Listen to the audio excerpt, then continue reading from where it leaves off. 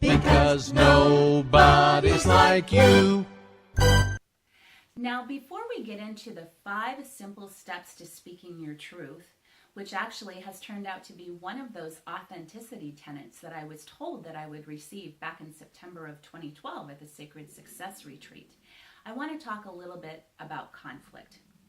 And I'm going to introduce this subject of conflict by going back to a conversation I had with my friend Catherine in Salem not too long ago when I had taken her out for a birthday lunch.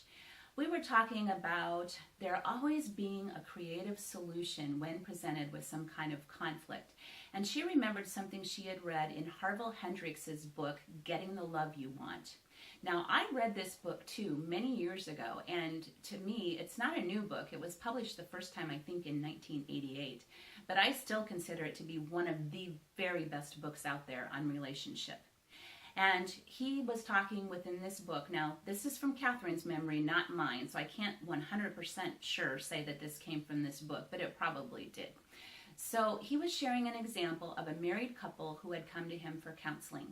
And one of the big areas of conflict for them was that the man wanted to sleep in a separate bed in his own room. And that made the woman feel lonely and isolated and like she wasn't getting the intimacy that she wanted. And they just couldn't seem to come to an agreement on this conflict.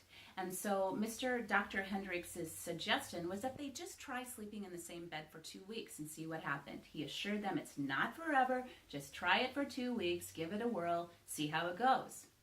Well, as it turned out, the woman didn't get any sleep at all during that 2-week period because her husband snored and he tossed and turned a lot during the course of the night. So when the 2-week trial period was over, she was the one that came forward and said, you know what, this isn't going to work for me. Let's go back to separate bedrooms, and the conflict was resolved. So that's just an example of how to show that there really always is a creative solution. But the reason I want to talk about conflict is this. Now, first off, well, 2 things. First off, conflict is inevitable. It's inevitable in life. It's so inevitable that conflict is one of the 5 fundamental acting ingredients. We all have different backgrounds, different perspectives, different priorities. There's just no way that we can go through life without having some kind of disagreement or discommunication with another person.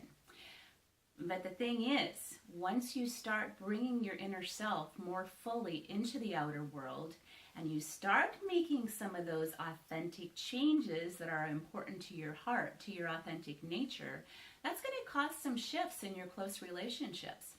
You know, people who've known you for years may not recognize you anymore as these inner authentic desires start expressing themselves more fully in the world.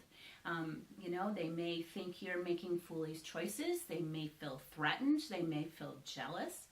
Who knows?